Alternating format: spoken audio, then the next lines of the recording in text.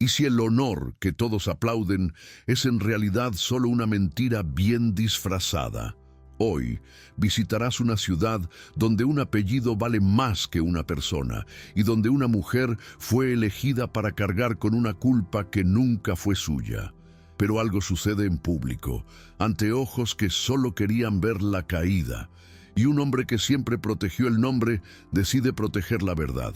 Si te gustan las historias que la historia intentó ocultar, suscríbete ahora y cuéntanos en los comentarios desde dónde las ves, porque este giro te mantendrá enganchado hasta el final. Siempre supo que esa mansión tenía su propia forma de asfixiar a la gente. No era solo la altura del techo, ni los retratos de los parientes muertos que miraban hacia abajo como si aún gobernaran. Era la costumbre de todos de caminar con ligereza, hablando a medias, como si la casa tuviera oídos. Ese día se despertó antes que los demás, con el corazón acelerado sin razón aparente y una sensación de arenilla en la garganta. Se quedó quieto unos minutos, mirando la tenue luz que se filtraba por las rendijas de la ventana, intentando comprender por qué su cuerpo ya estaba en alerta. Su mano derecha temblaba ligeramente, un pequeño temblor que odiaba porque delataba su nerviosismo.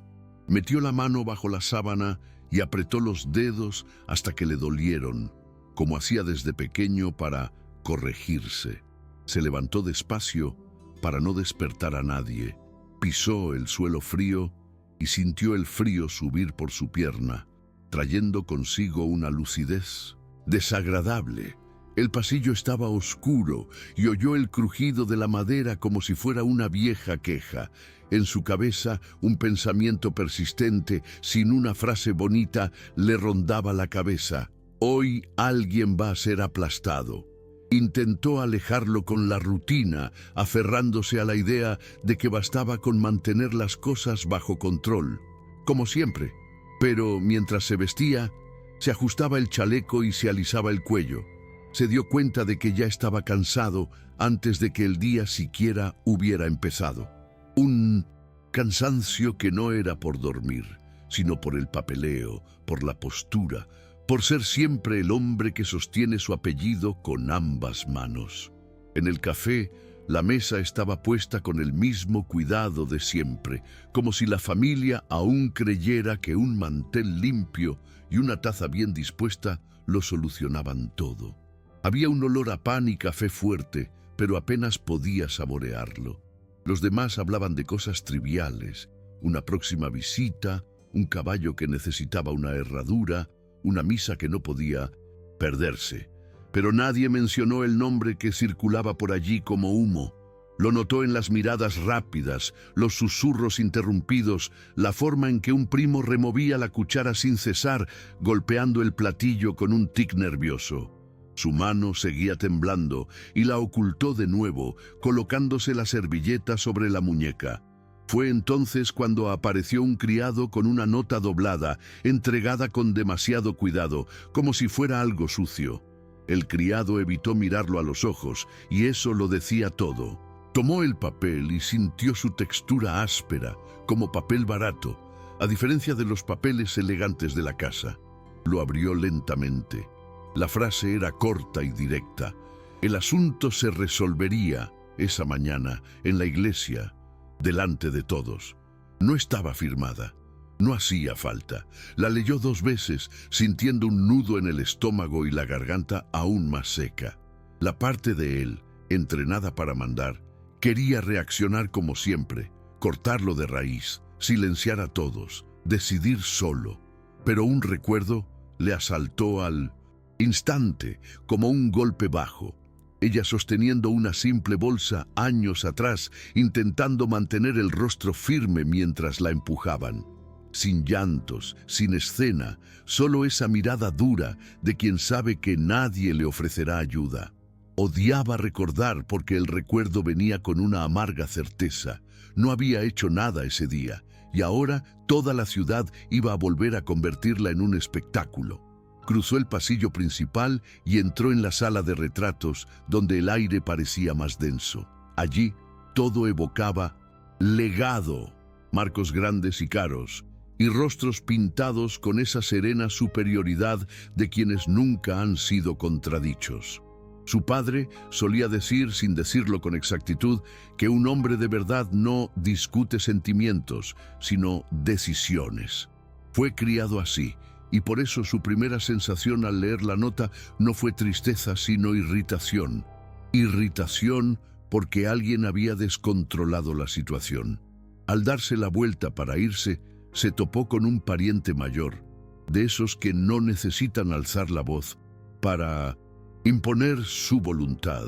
El hombre no le preguntó si estaba bien, le preguntó si entendía la responsabilidad. Fue una frase simple pero cargada de amenaza.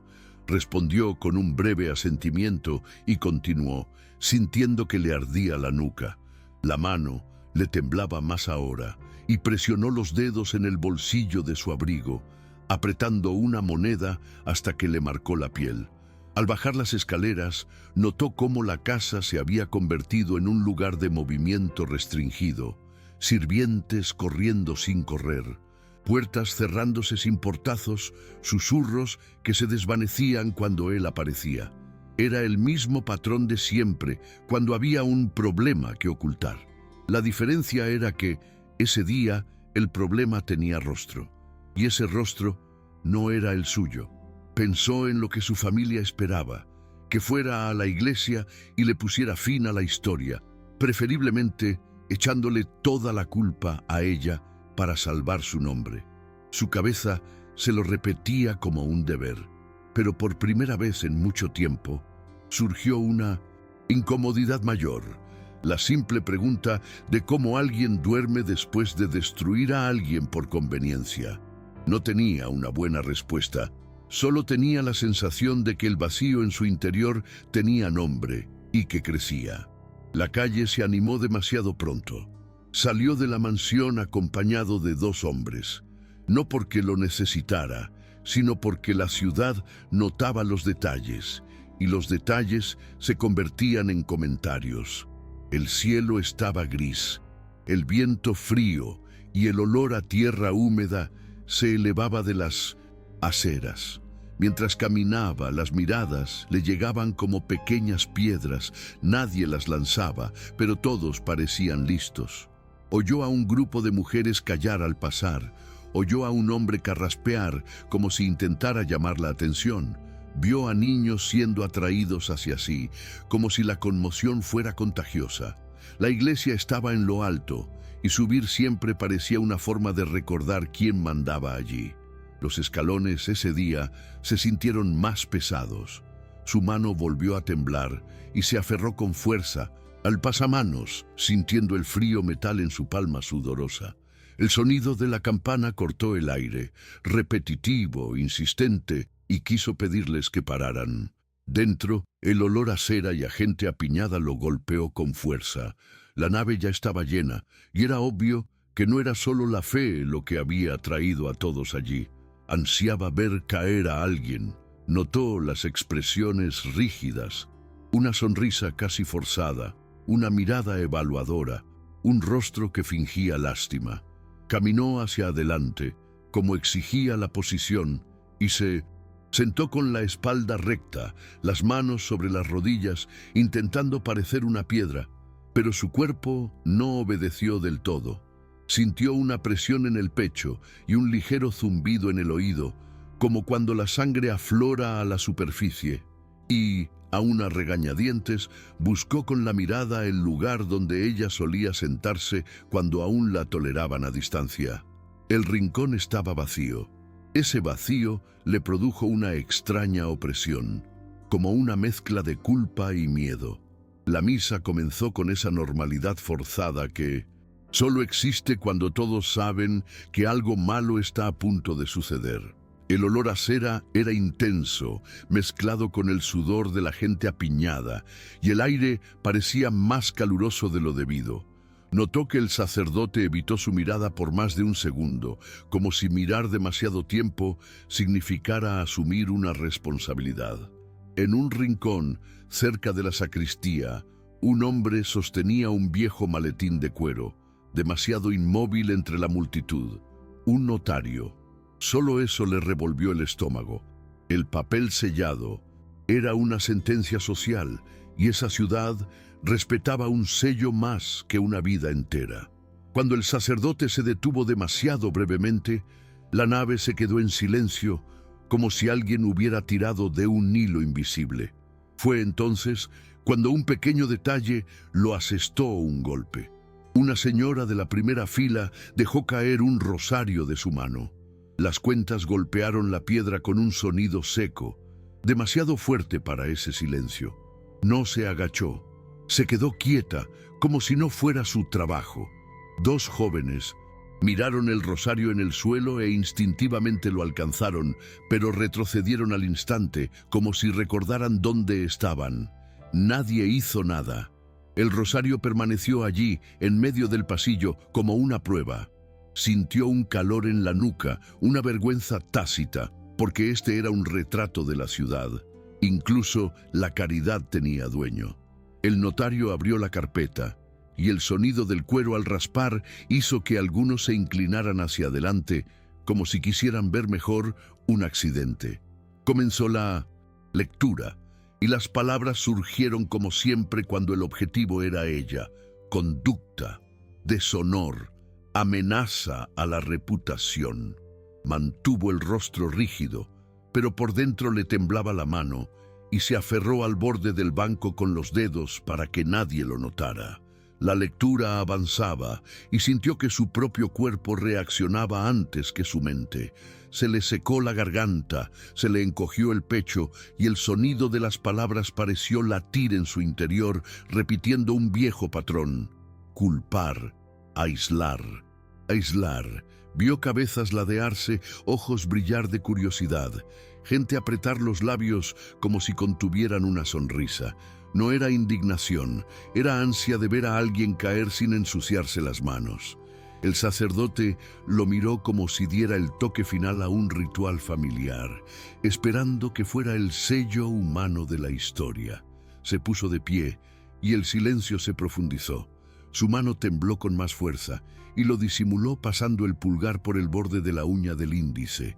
Rápidamente, una vieja costumbre del nerviosismo. Por un segundo se quedó sin habla, no por una emoción hermosa, sino por una parálisis física. El recuerdo del paso en la puerta de la mansión volvió con toda su fuerza. Ella casi tropezando, sujetándose la falda para no caer, con la cara roja de vergüenza, y un pasillo de gente bien vestida, fingiendo no ver. El mismo sonido seco del rosario en el suelo pareció fundirse con el recuerdo, como si la ciudad repitiera el gesto con placer. Pidió el documento para leerlo. El notario dudó, medio segundo, como si no formara parte del guión, pero se lo entregó. Tomó el papel y palpó su textura áspera y barata, y eso ya le parecía inadecuado para algo tan serio. Sus ojos recorrieron las líneas y se detuvieron en una fecha, luego en un nombre. Su dedo se detuvo demasiado tiempo en una palabra, como si su piel se hubiera pegado al papel. Le temblaba la mano y tuvo que apoyar el documento en el podio un momento para no mostrar debilidad. Levantó la vista y vio a un pariente mirándolo, con la boca cerrada y una breve y dura media sonrisa, como diciendo sin hablar: termina el trabajo. Se le revolvió el estómago. El viejo impulso de obedecer lo invadió, pero con él llegaron las náuseas. Estaba a punto de aplastar a alguien de nuevo para proteger a alguien que nunca pagaba nada. Interrumpió la lectura del notario con un pequeño gesto y un murmullo recorrió la nave como el viento. No eran gritos, sino el sonido de la gente al darse cuenta de que la historia se había desviado. El sacerdote levantó la mano intentando recuperar el control, y su expresión no era de preocupación por la verdad, era de miedo a perder el control. Un familiar se removió en la primera fila, acomodando su cuerpo como si se preparara para abalanzarse. El protagonista sintió el sudor correr por su espalda, atrapado por la tela formal, y el corazón latirle con fuerza. Dijo que necesitaba un minuto. Su voz era firme por fuera, pero por dentro estaba alerta, como esperando un empujón. Intentó leer de nuevo y la misma línea parecía peor. Su dedo tembló sobre el nombre y se dio cuenta de lo frágil y cruel que era todo. Una sola firma falsificada, un sello reutilizado, un testigo inventado y una vida convertida en basura oficial. Salió por el pasillo lateral sin pedir permiso, porque necesitaba aire. Afuera, la luz le picaba en los ojos y el viento le azotaba la cara como una bofetada.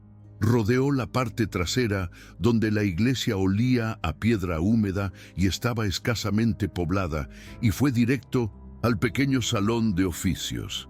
La puerta estaba entreabierta. Dentro se oía el sonido de una respiración contenida, de alguien intentando no hacer ruido.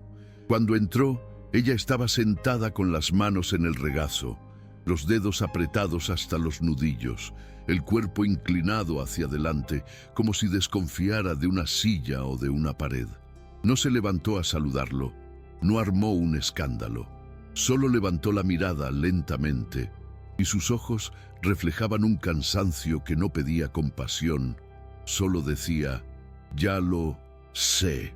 Se fijó en sus uñas desgastadas, su piel marcada por el trabajo, un viejo moretón en el antebrazo oculto por la tela.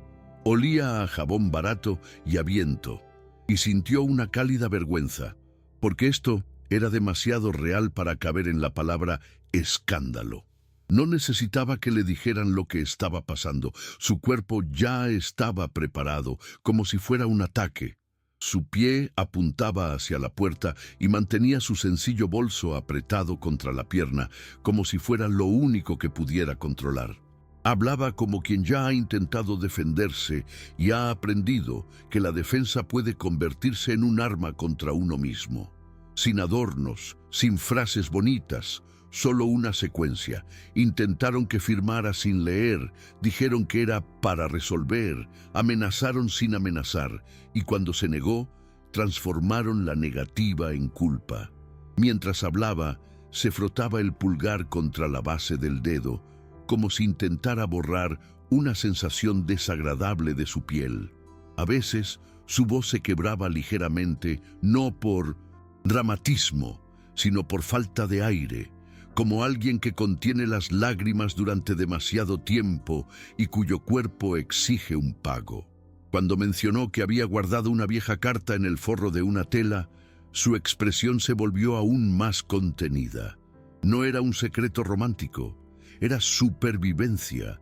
Guardar pruebas allí significaba arriesgar su propio cuerpo. Escuchó y sintió un nudo en el estómago de otra manera, porque empezó a reconstruir recuerdos que siempre había tratado como detalles. Un mensaje que desapareció, una puerta que se cerró demasiado pronto, una visita denegada con una excusa, el cambio de tono de la familia al darse cuenta de que ella podía convertirse en un problema.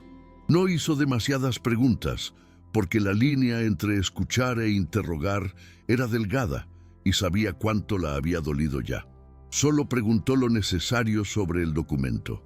Ella explicó que había visto el papel desde lejos, que habían intentado ponérselo delante rápidamente, como quien pasa un billete para firmar sin leerlo, y entonces comprendió algo sin necesidad de convertirlo en un gran pensamiento. Su cuerpo temblaba de ira y estaba conteniéndola como lo contenía todo en la vida, solo que ahora contenerse se sentía como complicidad. Salió de allí con la cabeza caliente y el pecho apretado y se dirigió directamente a la antigua oficina de su padre, ese lugar que olía a papel viejo y mugre. Abrió cajones apresuradamente, sin delicadeza, y el polvo se levantó, pegándose a su garganta. Le temblaban los dedos y tuvo que repetir el movimiento 2 veces para sacar un sobre más hermético. Carpetas atadas con cinta adhesiva, libros gruesos, registros de tierras, las vidas de otros conservadas como propiedad. En medio de todo, una pequeña carta, doblada varias veces con una mancha de cera seca. La letra era de dentro. La abrió y sintió que la sangre le subía a la cara. No había arrepentimiento ni emoción, solo instrucciones frías. Silencio, evitar comentarios, resuelva con «e firma». Si es necesario, distánciese. Se quedó allí de pie con la carta en la mano, escuchando su propia respiración agitada. Le temblaba tanto la mano que tuvo que dejar el papel sobre la mesa. Una breve oleada de náuseas lo invadió. Esa náusea de darse cuenta de que estaba defendiendo a la persona equivocada. Guardó la carta en el bolsillo interior de su abrigo como si fuera contrabando, porque en eso se convertía la verdad en ese mundo. Bajó corriendo las escaleras y se dirigió a la notaría. El notario lo recibió con semblante severo, más preocupado por el nombre que por el contenido. Dejó la vieja carta sobre la mesa y solicitó un cotejo de firmas, la verificación del sello y la revisión del documento leído en la iglesia. El notario dudó, tardó demasiado en responder, y eso era miedo. El protagonista no gritó, se quedó allí, inmóvil, dejando que el silencio se convirtiera en presión. El sonido de la pluma sobre el papel parecía fuerte. Al cabo de un rato, llegó la confirmación. Inconsistencias, un sello reutilizado, un testigo inexistente. El notario redactó un informe y lo selló con manos que intentaban aparentar firmeza. Salió con el nuevo documento como si llevara plomo, porque sabía lo que se avecinaba. Enfrentarse a la ciudad y a su propia familia con un documento que desmantelaba la farsa.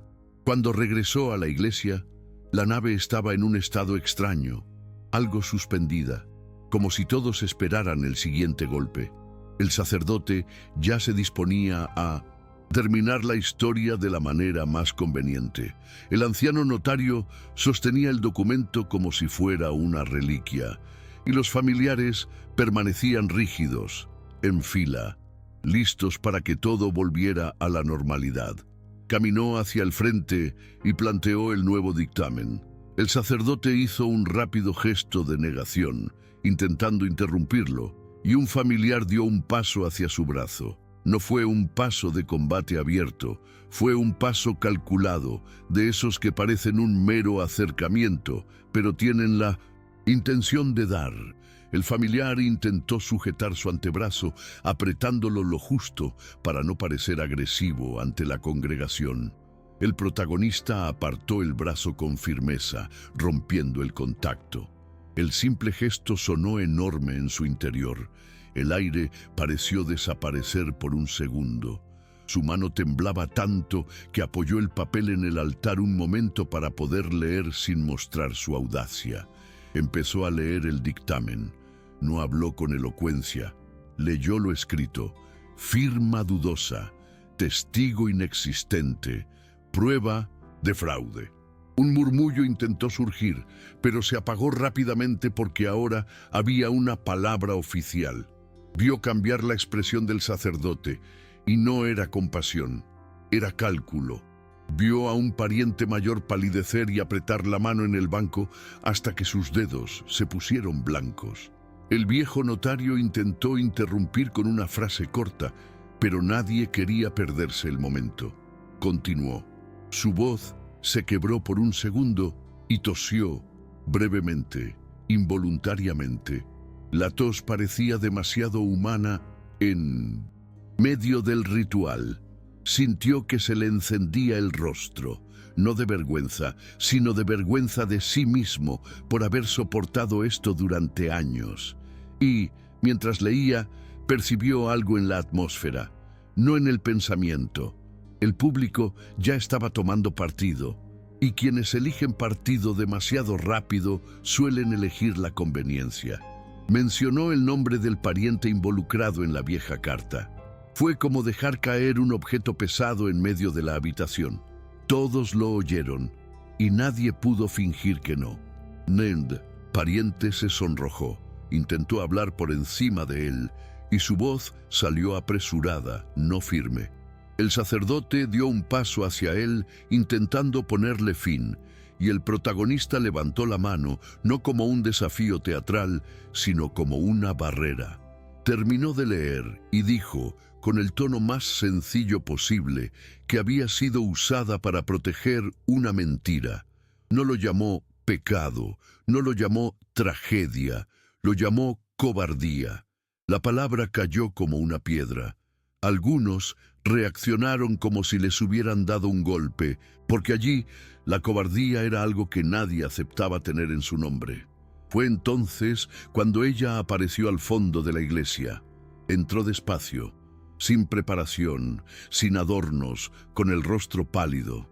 Notó el ligero temblor en su barbilla, como si alguien estuviera conteniendo las lágrimas. Ella eligió pararse cerca del muro, y sus pies estaban posicionados de tal manera que dejaba una ruta de escape despejada. Su cuerpo desconfiaba de ese lugar. Algunos apartaron la mirada al verla, como si mirar los comprometiera. Otros la miraron con abierta crueldad. Un hombre rió entre dientes y se detuvo al darse cuenta de que nadie la seguía. Una mujer aferró su rosario, ahora en sus manos, como si eso le diera licencia para juzgar.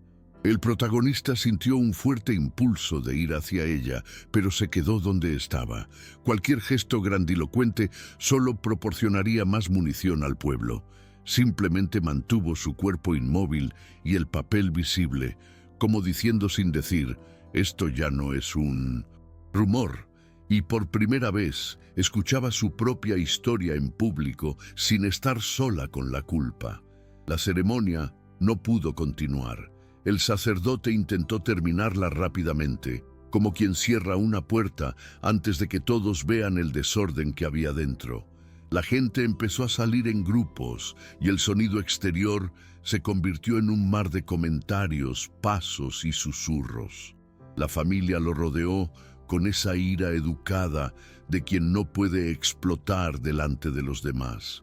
Un pariente le apretó el brazo con demasiada fuerza y le habló en voz baja, intentando guardar las apariencias. Se apartó y se acercó a ella, que estaba cerca de la pared lateral, temblando de frío y estrés. Se quitó el abrigo y se lo puso sobre los hombros. Ella dudó antes de aceptar, y la vacilación lo decía todo. Aceptar la ayuda de un hombre con ese apellido podría convertirse en una prueba falsa en su contra. Aún así, se ajustó el abrigo al cuerpo, sujetándose el cuello como si fuera un escudo. Él notó sus dedos marcados y cómo contenía la respiración cuando alguien pasaba. Miraba hacia atrás, constantemente, comprobando si la perseguían. Una costumbre automática de quien ya ha sido acorralado. La condujo por el borde, evitando la plaza, evitando el centro, porque sabía que la ciudad quería un espectáculo. Por el camino oyó palabras dispersas: vergüenza, valor, mentira, mujer peligrosa, todas mezcladas, como siempre. No respondió a nadie, simplemente siguió caminando. La iglesia quedó atrás, pero el sonido de la campana parecía continuar en su interior, golpeando un lugar que no se cerraba, y sintió, sin necesidad de explicárselo, que hablar en público no borraba años. Solo cambiaba a quien cargaba solo con ese peso, y en ese momento intentaba por primera vez compartir ese peso con alguien con quien nunca debería haberlo cargado. Afuera, el frío parecía más agresivo, o quizá era su cuerpo el que estaba en shock. La plaza ya estaba llena de gente que fingía pasar, pero todos permanecían inmóviles en la misma dirección. El ruido era como un enjambre, frases cortas, nombres a medias, risitas que se apagaban cuando alguien miraba. La familia lo rodeaba como se rodea a un animal que se ha extraviado. No vinieron gritando, vinieron con sonrisas duras, hablando en voz baja, porque la farsa tenía que continuar. Un pariente le apretó el brazo de nuevo, justo como para herir sin dejar una marca visible. Se apartó con un movimiento corto y brusco, y eso ya les pareció una falta de respeto. La mujer estaba apoyada contra la pared lateral, con el abrigo sobre los hombros, agarrando el cuello con fuerza, como si la tela le sujetara la vida. Respiraba con dificultad, y con cada persona que pasaba más cerca, sus hombros se elevaban sin que ella se diera cuenta. Vio a un hombre conocido de la ciudad acercarse a ella con una mirada de lástima, y antes de que pudiera decir nada, el hombre escupió una frase en voz baja y venenosa, como quien tira tierra, y luego sigue adelante. Ahora tienes tu merecido. Ella parpadeó rápidamente, 2 veces, como si le ardieran los ojos. No respondió. Simplemente se ajustó el abrigo. Era la clase de crueldad que nadie aplaude, pero que todos presencian. Extendió la mano, un simple gesto, pidiendo espacio, y la condujo a un lado. En el camino oyó algo que se le quedó grabado. Una mujer hablando con otra, sin pudor, como si hablara de pan. Al menos ahora lo sabemos. El nosotros no incluía a la mujer. Era como si solo fuera el tema de conversación. No discutió con nadie. Simplemente caminó, sintiendo el peso en la espalda y la garganta seca, porque responder allí sería darle a la ciudad lo que quería: más drama. La decisión de llevarla a la mansión no fue un plan agradable. Fue un reflejo protector, casi brutal. Si la dejaba sola en esa calle, la ciudad terminaría el trabajo sin necesidad de papeleo. Al llegar a la verja, los sirvientes se quedaron paralizados. Uno de ellos dio medio paso para abrirla y se detuvo, mirando dentro, esperando una autorización invisible. Hizo un breve gesto con la cabeza, ordenándoles que abrieran. La puerta crujió y el sonido pareció demasiado fuerte, como si la propia mansión protestara. Ella entró, con el cuerpo tenso, y él notó el detalle. No cruzó la habitación mirando al frente, midió el suelo, como si esperara un empujón.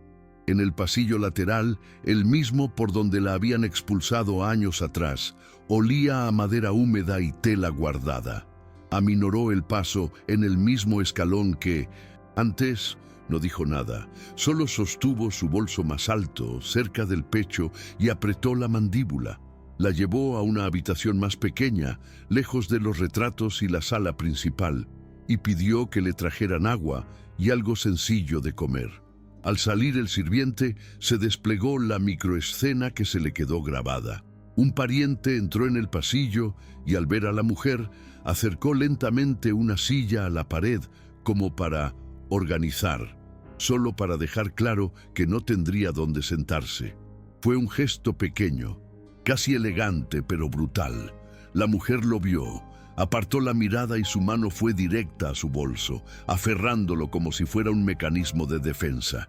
Él tiró de la silla hacia el centro con un tirón brusco, dejando que el sonido resonara, y volvió a colocarla en su lugar. No dijo nada. El rostro del pariente se puso rojo, pero se fue. La mujer se sentó en el borde de la silla, sin recostarse del todo, como si desconfiara incluso de la madera. Notó que comía, tapándose ligeramente la boca con la mano, una costumbre propia de alguien a quien se le ha enseñado a no ocupar espacio. Eso le dolió más que cualquier insulto. La familia llegó poco después, como una marea. Primero 2, luego 3, y finalmente la sala se llenó demasiado para un asunto que llamaban discreto. Sus voces eran bajas y cortantes, llenas de «por el bien de todos» y «no tienes ni idea». Él se interpuso entre ellos y ella, sin heroísmo, solo con firmeza. Un primo empezó a hablar de reputación como si la reputación fuera la respiración de la gente. Otro habló de la iglesia como si la iglesia hubiera sido neutral. Repitieron palabras como nombre, legado, respeto, y él notó que nadie la llamaba por su nombre. Cuando dejó el dictamen del notario sobre la mesa, un pariente intentó agarrar el papel con esa actitud apresurada y disimulada de «déjame ver». Lo retiró antes de que el contacto hiciera contacto, un reflejo rápido, y el pariente pareció ofendido, como si el problema fuera que no confiaba.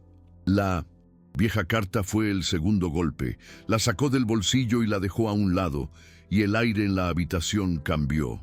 La boca de un pariente se abrió y se cerró en silencio, como buscando una excusa fácil. La mujer permaneció callada, pero él vio un ligero temblor en su rodilla golpeando la silla, ese temblor involuntario de un cuerpo en alerta. Uno de ellos intentó volverse hacia ella y provocarla. Habla entonces, ya que ahora eres la víctima. La intención era clara, provocar su reacción, cualquier cosa que pareciera histeria para usarla como prueba. No reaccionó, solo presionó el pulgar contra la base del dedo hasta que la piel palideció. Él la interrumpió de inmediato, mirándola fijamente. No le hables así. La frase salió corta, sin dramatismo, y eso los ofendió aún más, porque los límites allí eran una afrenta. Un pariente mayor intentó usar su arma predilecta. Estás deshonrando a los muertos. Sintió que la frase golpeaba donde siempre golpeaba, pero en lugar de congelarse, sintió ira. Una ira ardiente que subía y se quedaba. No alzó la voz, solo dijo: ustedes son quienes los deshonraron. Y la palabra tú cayó como una piedra porque en esa casa tú casi nunca existía. Siempre era nosotros contra alguien. La tensión empezó a afectar visiblemente su cuerpo. No fue un desmayo como en una telenovela.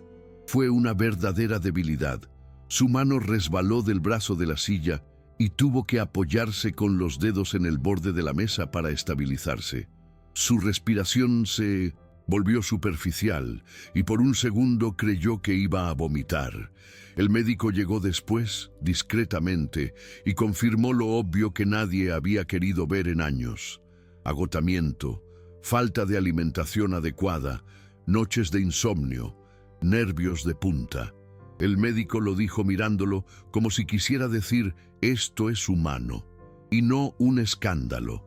Cuando el médico se fue, la familia intentó usar esto como argumento. ¿Ves? Causa problemas. Cerró la puerta y ordenó que nadie entrara en su habitación sin permiso. No era una petición, era una orden. Esto encendió su ira, porque era la primera vez que la orden no tenía la intención de aplastar, sino de proteger. Más tarde, al entrar en la habitación donde ella estaba, notó un detalle que se le quedó grabado. Había vuelto a dejar los zapatos cerca de la cama, perfectamente alineados, y dormía de cara a la puerta, ligeramente encorvada, como si esperara oír el sonido de alguien entrar. Abrió los ojos cuando él se movió, como si no hubiera dormido de verdad. Su mirada recorrió el espacio antes de detenerse en él. Ese recorrido era miedo automático. Sintió un peso en la espalda y guardó silencio unos segundos, porque cualquier frase larga allí sonaba falsa.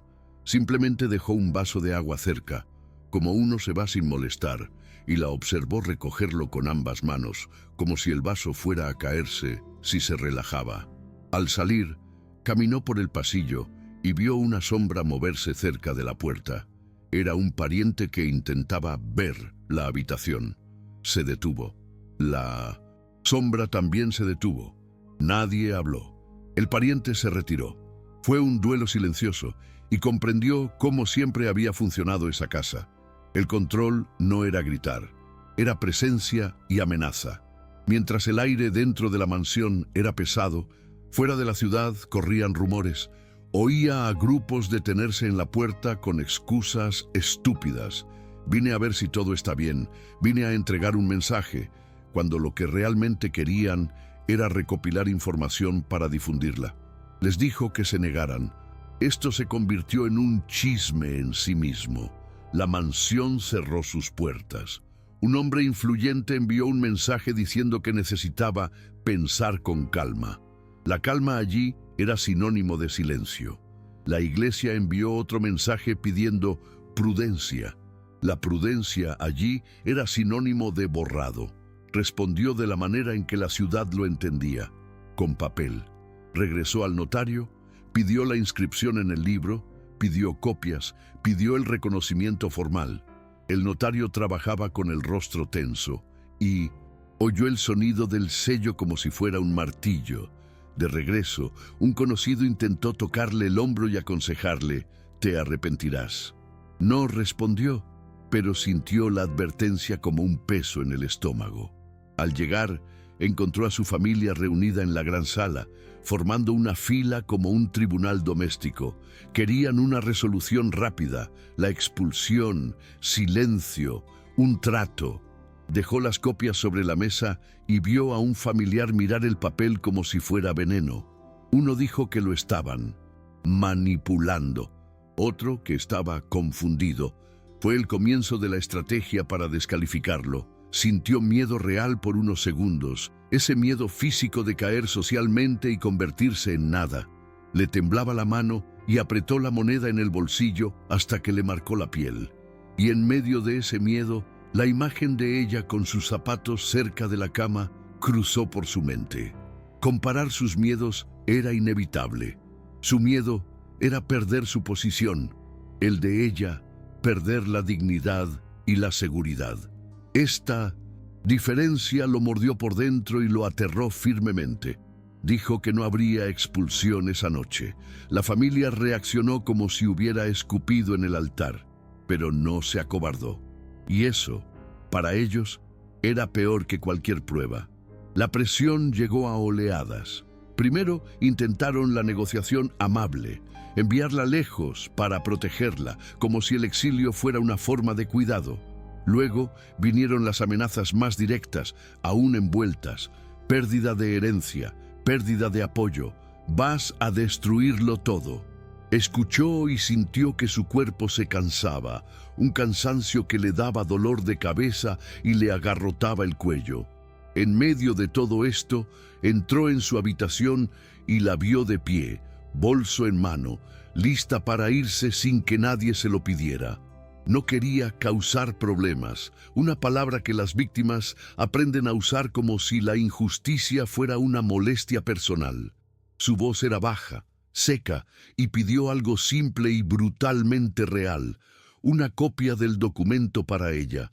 Quería una prueba en su propio bolsillo. Se la entregó. Ella sostuvo el papel como quien sostiene una tabla en el mar, lo dobló con cuidado, lo guardó en su bolso y cerró el broche como si éste sujetara el mundo. Entonces miró por encima del hombro hacia la puerta y preguntó con la mirada si alguien iba a entrar. Él negó con la cabeza, diciendo que no.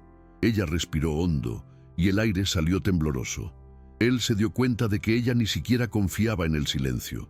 Más tarde, cuando la familia intentó entrar de nuevo en la habitación, él bloqueó la puerta con su cuerpo. Un pariente intentó pasar, rozándole el hombro accidentalmente, como quien pone a prueba los límites. Él no cedió. El pariente retrocedió furioso. Y esa retirada, pequeña y seca, fue una extraña victoria, porque demostraba que el límite existía cuando alguien se mantenía firme. Al final del día, se sentó en su oficina y escribió un informe formal, con fechas, nombres y anexos. Le dolía la mano. Le salió una ampolla en el dedo y la sangre casi manchó el papel. La limpió rápidamente, sin dramatismo, y siguió escribiendo. Era feo y real. La verdad también hería la piel. Y en ese momento no escribía para aparentar. Estaba escribiendo para que mañana nadie borre lo que pasó hoy. A primera hora de la mañana, cuando la casa por fin se tranquilizó, salió al patio interior solo para respirar sin nadie cerca. El frío azotaba y la humedad subía de la piedra, penetrando en su pecho como si el aire fuera más pesado. Se apoyó en la pared y cerró los ojos unos segundos. Su cuerpo estaba exhausto, pero su mente no se desconectaba. La frase «deshonraste a los muertos» iba y venía, como si alguien se la repitiera al oído. Apretó los dedos contra la palma y sintió un dolor en la piel, intentando traer el pensamiento de vuelta a su cuerpo, al momento presente. Un crujido de madera le hizo abrir los ojos rápidamente, ese reflejo de quien ya espera un ataque. Era solo el viento, pero se dio cuenta de lo alerta que estaba, como si toda la casa se hubiera convertido en un campo de batalla. En el pasillo pasó junto a un gran espejo y vio su propio rostro pálido, con ojeras más profundas de lo habitual.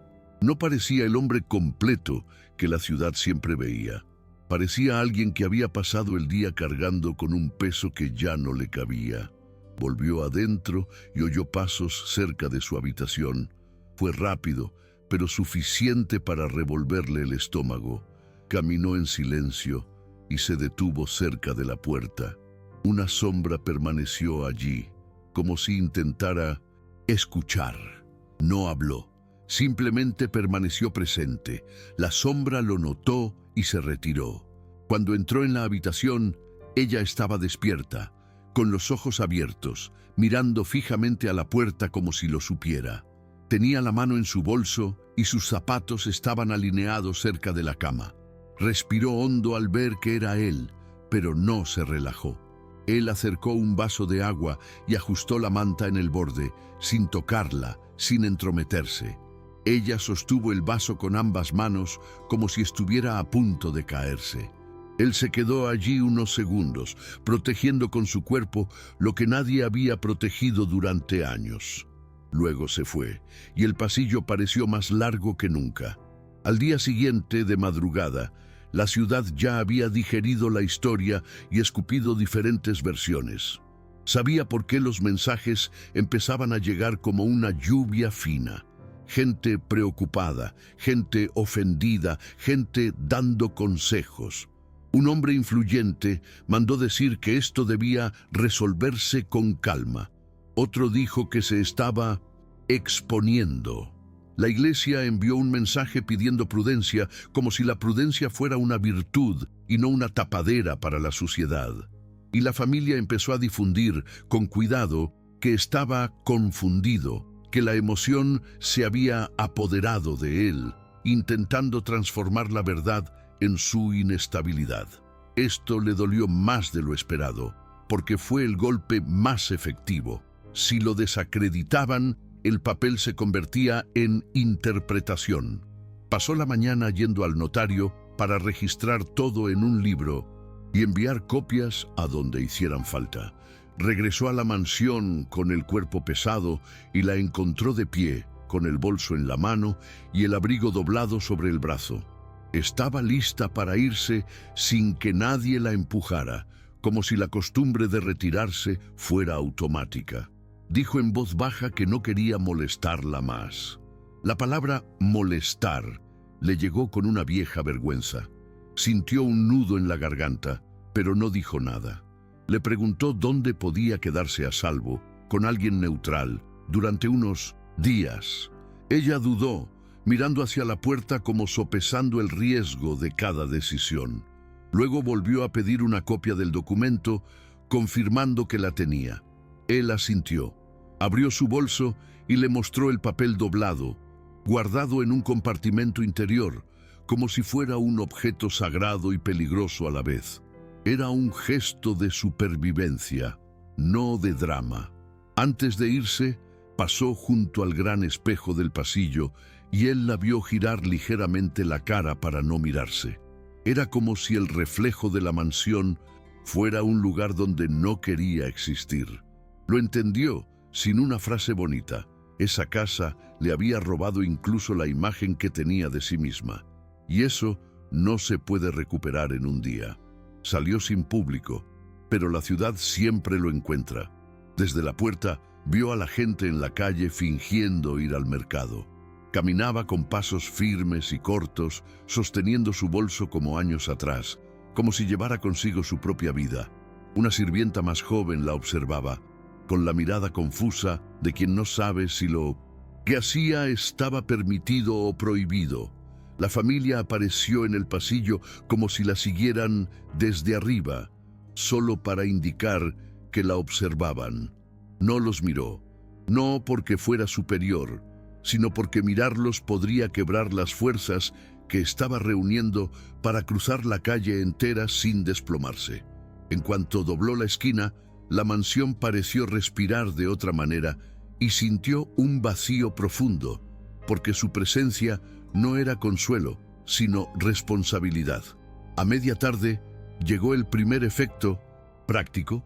Un administrador de tierras le advirtió que algunos acuerdos podían complicarse.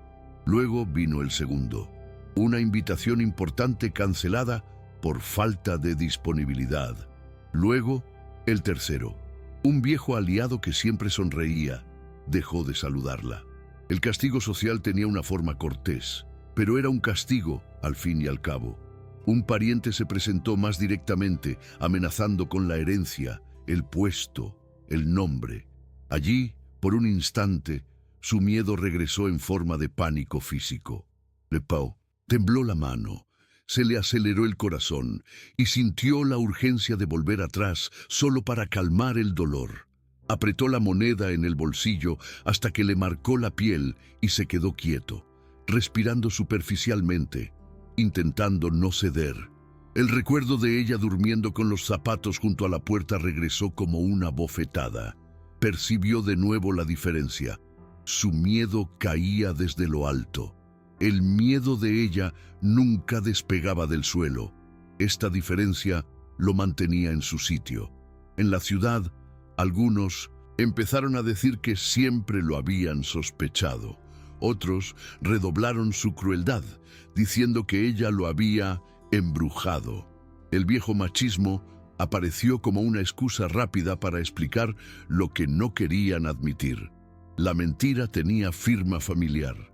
Siguió grabándolo todo, enviando copias, cerrando las puertas a la reescritura. Era un trabajo feo, burocrático y agotador, pero era real. Con el tiempo, la historia dejó de ser el tema principal de conversación en la plaza del pueblo, porque la plaza siempre encuentra otro tema. Pero las cicatrices no desaparecieron, no se convirtió en princesa ni en mártir. Se convirtió en una mujer trabajadora que elegía con cuidado sus pasos y aprendió a no depender de la bondad de personas cuyo humor cambiaba con los vientos sociales.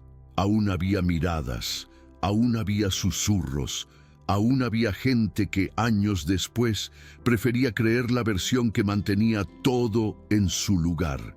Pero también había algo que no existía antes. Cuando alguien intentaba repetir la mentira, con convicción, alguien lo interrumpía con un «está comprobado».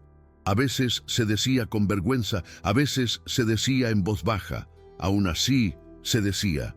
El protagonista perdió prestigio. Algunos negocios se fueron a otros, algunas puertas se cerraron, y tuvo que aceptar que ser guardián del nombre era una posición que se adquiría con obediencia. Sin obediencia, llegaba el castigo. Siguió viviendo, sin glamour, cargando con el peso de lo que hizo y lo que dejó de hacer durante años. Algunas noches se despertaba con la mano temblorosa, como aquel día en la iglesia, y su cuerpo tardaba en recordar que nadie le sujetaba el brazo. Nunca se acostumbró al sonido de la campana, porque le traía de vuelta el rosario en el suelo, el silencio de la nave y su mirada buscando una salida. La ciudad seguía adelante, ella seguía adelante, y nunca más pudo oír la campana de la iglesia sin sentir el temblor de la mano, incluso cuando nadie lo miraba. Al final, no fue un documento lo que lo cambió todo, sino la valentía de romper el silencio cuando el mundo entero pedía que fingiéramos. La ciudad siguió adelante, las cicatrices permanecieron, y la pregunta que persiste es simple e incómoda. ¿Cuántas vidas más se destruyen solo para que un nombre parezca limpio? Si esta historia te conmovió, dale a me gusta, suscríbete al canal, activa la campanita y compártela con quien necesite saberlo. Y dime en los comentarios, si hubieras estado allí, ¿tendrías el valor de ir contra todos? ¿O habrías elegido el lado más seguro? Nos vemos en la próxima inmersión en las sombras de la historia.